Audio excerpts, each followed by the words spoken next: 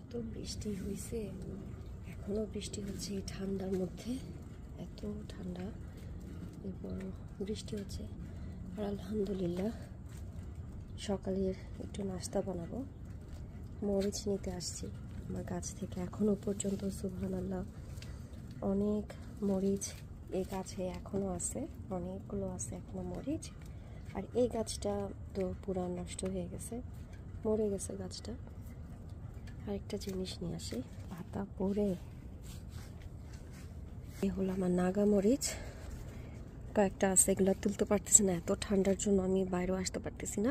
কয়েকটা তো পেকে পেকে আছে। আর এই যে আমি বেল পেপার নিব। নিচে কালকে এসে দেখলাম নিচে কয়েকটা বেল পেপার ধরে আছে, একদম নিচু করে।